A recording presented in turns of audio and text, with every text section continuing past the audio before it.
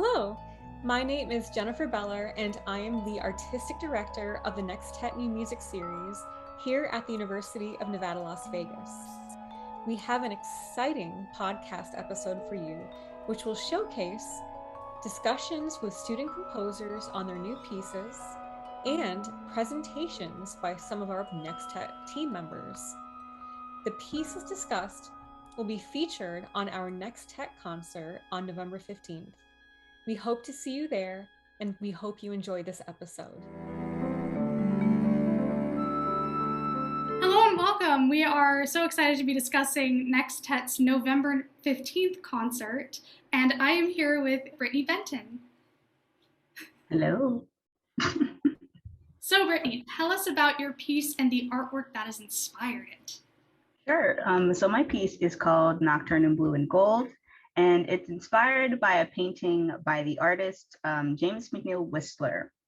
And this painting features a lone ship on like really murky and darky waters, and the only like bright color in that whole painting is the little dot on the sun. And it just, when I looked at that painting, I was like, I have to write for this. And then the name of the painting is Nocturne, and I was like, well, now I really have to, because it's like it's a music name. So I based my piece on the murkiness and the dreary mood that I got from the painting. So were there outside elements or storylines that helped you write this piece? I mean, I came up with my own storyline when I looked at the painting. I hope that counts. Yeah, so like I said, it's just the ship and there's a sun. So I was like, okay, so what if I came up with the storyline where the ship is trying to make its way back to shore, and it's really calm water, and then they see the sunrise and it like reinvigorates them to keep moving forward. So the first part of the piece is just really calm, a little bit dreary, kind of moody, kind of to reflect like the water and like the darkness of the painting. And then the second part of it reflects the sun. So it's, compared to the first part at least, very colorful, different harmonies, moves a little faster than the rest of it. So yeah, to write that piece, I had to, I think, come up with my own little story. Gotcha. And did the composition of the painting affect anything within the piece, like the articulations or the way that you decided to write the piece? Oh yeah, there's a piano in the piece, and there's so much pedal, just pedal everywhere. So everything just blends in into like this murkiness, kind of to reflect the water. So yeah, it definitely did. What trials and errors have you encountered while writing this piece? I will say that writing a piece that's kind of as slow as this one was hard for me, because I'm used to writing like more fast-paced, more playful music, and this one like really made me like not do that, and it was so hard. Like there are so many times when I looked at like the piece of art and like listened to my piece, I was like, I don't know. Like I eventually settled on something, but I think what I did come up with reflects it pretty well, and I'm glad that I struggled, because I don't think it would have been as good if I didn't. With that being said, and the experience that you had with this piece, are there any other paintings or pieces of art that you'd like to write for? I actually want to write for another one of his artworks. Like there's one called Nocturne in Black and Gold, as opposed to Blue and Gold. And it's a completely different painting. Yellow everywhere. I think it's supposed to be fireworks. And it's just a completely different feel. And I kind of want to write it as like a sister piece to the first one, just like completely different everything. I think that'd be really fun. Cool, well, thank you so much for coming out today. And we're very excited to hear your piece. Me too, actually.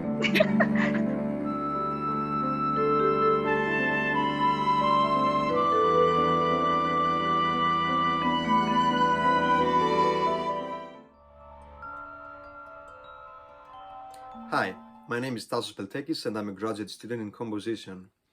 I originally come from Greece, where I studied music and classical guitar performance. Back in Greece is where I started working as a composer, getting to collaborate with different theatrical companies and scoring music for their plays. I have also composed music for a documentary and a few short films. My style is influenced by cinematic film music as well as classical, jazz and electronic elements. Lately I have been working on some chamber music pieces involving guitar, as I'm very interested in exploring the possibilities that guitar can have interacting with other instruments.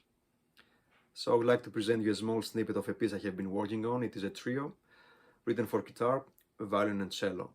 Hope you like it. Thank you.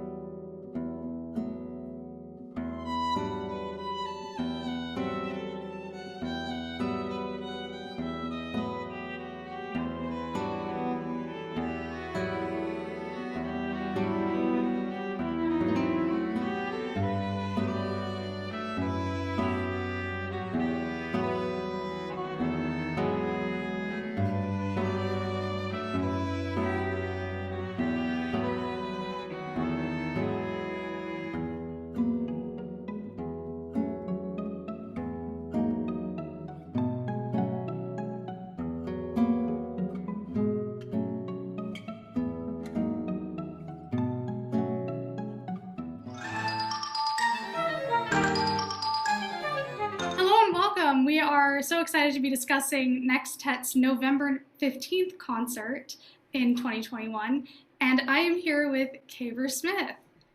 Yeah, thank you. I'm excited, man. So tell us a bit about your piece. The piece I wrote is called Toil and Trouble. It's I call it a micro concerto for xylophone and Perot ensemble. Normally in Perot ensemble, you just have a percussion part, just general percussion. But I love the xylophone so much that I decided to make it exclusively for that instrument. It's based on a painting by George Cattermole called The Scene of Three Witches from Shakespeare's Macbeth. So it's very dark, it's very grim, but there's a lot of really interesting jazz fusion elements. It's a lot of fun. I think this was a really fun project. Did the composition of the painting help with articulations or the way that you stylized your composition? I think so, at least initially. The painting by George Cattermole, it's very dark. There's just a lot of browns. There's not much color. And it's just grim. It is just creepy and scary, and it's all very smooth. And I think that the opening of Toil and Trouble resembles that really closely. But then once it goes to the faster section, I honestly went a little bit off the rails. I think it does still capture the painting, but it captures more of me than the painting at a certain point. This was one of those pieces for me where I couldn't write anything for 27 days of the month, and then I sat down, and in just a couple days I blasted this piece out and had so much fun writing it. And there are only a couple pieces I've ever written that were like that, but they're all just magical little gems. So what caught your attention to this piece? Well, a lot of my music is kind of slow and grim and just takes a while to build up. But this one, even though it has a slower prelude, it's just fun to listen to. It's just fast and groovy, and it's still stuck in my head. I wrote this like 2 months ago, and I'm always singing it to myself. It's just so much fun to listen to. It was fun to write, and I'm sure it's going to be really fun at the concert. Is there something that people should watch out for or listen for when they hear your piece? Just the xylophone, man. Gabby's gonna kill it.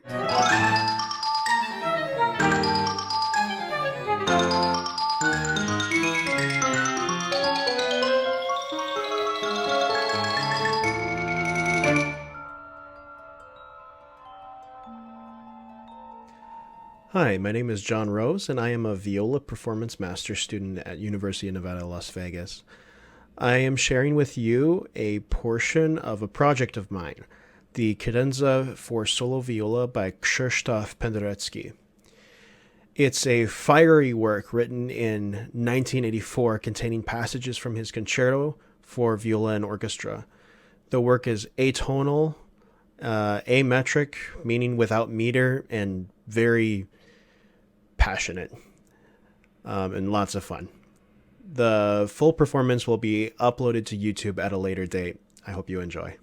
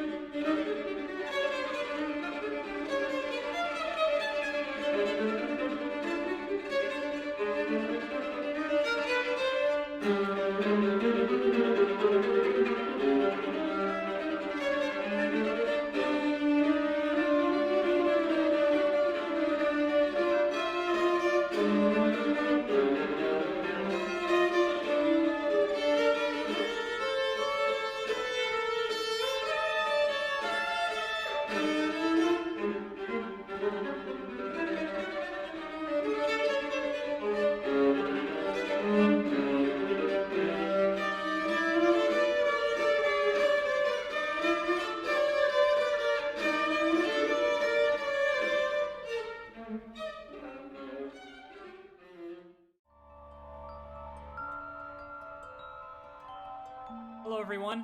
My name is Collin Salmon. I am a junior here at UNLV, and I am proud to be one of the newest members of the Nextet team.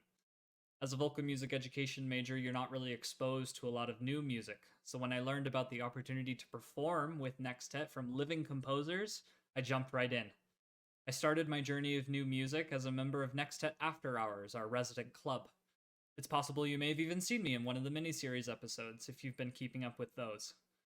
When I learned that I would have more opportunities to perform as a full member, it was the first class in my enrollment list.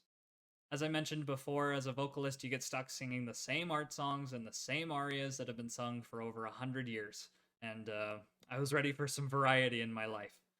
I've also never really been behind the scenes of music with composing. I learned from these composers very quickly about how they can turn moods and emotions into music and how they can communicate those through simple notes and rhythms. It's been a really eye-opening experience for me, and it's been a humbling experience to know how I can do justice to this music as a vocalist. I'm so happy and excited to be part of this magnificent team, and hopefully you'll see more of me in the future. Thank you so much. Bye-bye.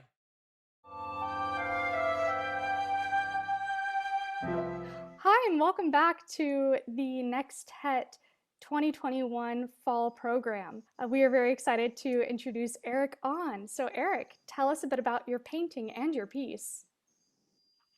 Hey, so about my piece, it's based off of a piece of artwork that I saw while browsing through, quite literally, like a hiking Reddit. And it's a painting that Jeff Tiff did of the enchantments.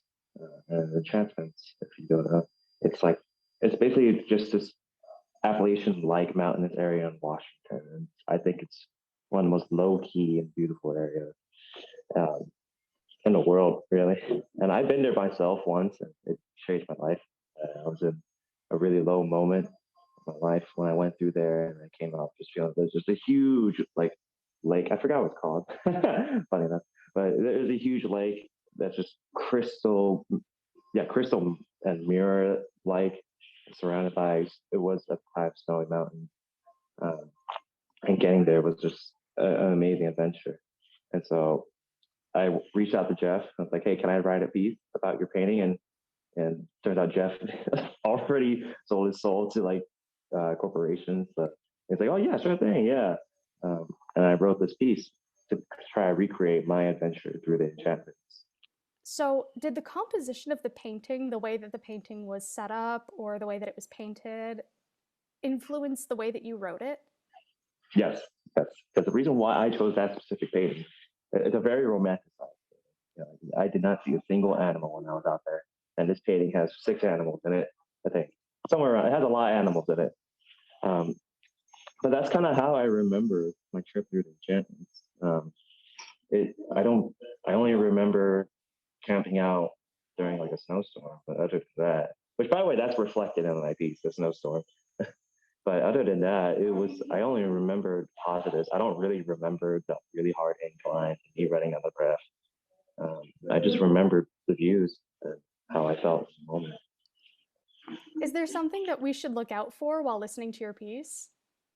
I would say the main thing to look out for in this piece is just the sheer amount of expression and emotion given up. Because I wrote very, very, very expressive parts in every single inch.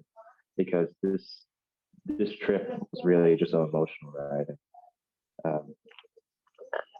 I would say keep an eye out for the thunderstorm. There is a very blatant thunderstorm moment, but other than that, it's very, very beautiful, very expressive, and very open. So that's what I was going for. Well, we are very excited to hear your piece, and especially with you going from an aggressive way of composition to this more emotional and expressive way to compose. We're very excited to hear this. So thank you so much for coming on and talking about it. Thank you so much. It was a great time being here.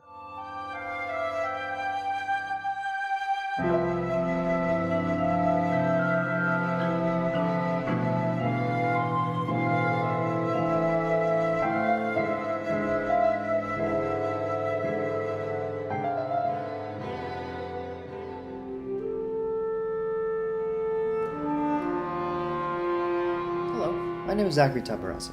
I'm a graduate student at the University of Nevada, Las Vegas. I have my degrees in saxophone performance and composition. I am currently working toward a master's in saxophone performance. Today, I'll be showing the process of transcribing a piece, using one of the pieces to be formed at the Nextet concert on November 15th. In this upcoming concert, Nextet will present the first movement of Donald Crockett's Extant. This piece was originally written for bassoon and small ensemble. However, Nextet was given the chance to perform this piece with a slight alteration. We will have a tenor saxophone in place of the bassoon. Performing on saxophone will be Dr. Shauna Pennock. When Dr. Pennock listened to the original recording of Extant, she ended up loving it. So she asked permission to perform this piece on saxophone instead. This is around the time when she asked me to help her in transcribing the piece.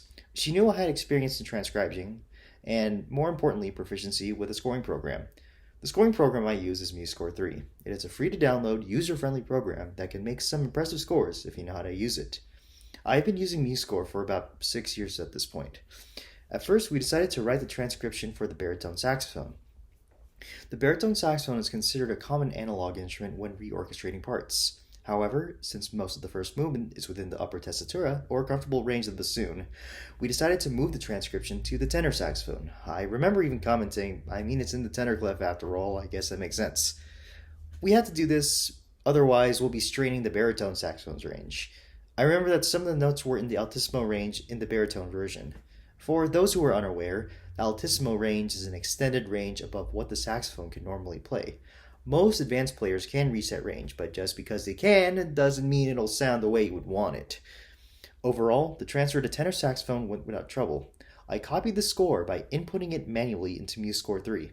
It was simple really, I just inserted in concert pitch and let auto transpose do all the work. The real challenge was trying to emulate the part to look as close to the original bassoon part as possible. With a little bit of engraving magic, I managed to make it work. The biggest challenge was with the free meter and percussion cues at the end of the piece. I needed to use things like false measures, special note heads, and special markings from the master palette. Here is a comparison between my part and the original part.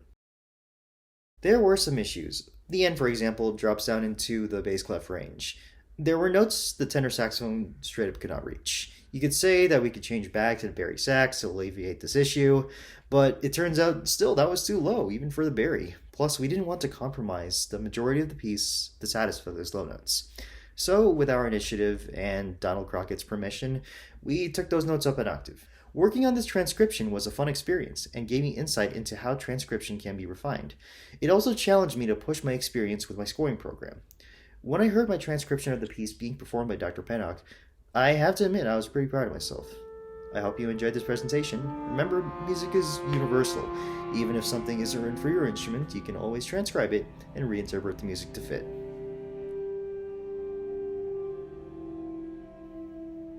Hi everyone, my name is Brittney Benton. I am a senior composition major and a Nextet team member. My piece, Past, Present, and Future, is going to be performed on the November 15th Nextet concert. Past, Present, and Future is a wind sextet about gender inequality and its effects on women. The first movement, called Left Behind, is about feeling left out and dejected, which unfortunately happens a lot to women in society. It's a very melancholic and slow piece meant to impart the feeling of being left behind. The second movement, called Pressure, is about societal pressure and the frustration and anger associated with that. The title Pressure also describes the air pressure being put into the wind instruments. The last movement, the same name as the title, called Past, Present, and Future, is about moving forward in life no matter what we may face. No matter what women have faced in the past, in the present, in the future, it's important that we stay true to ourselves and push past every barrier that's put in front of us. I'm really excited to share this piece with you all. I'm so happy it's getting performed on November 15th. I'll see you all at the concert. Bye.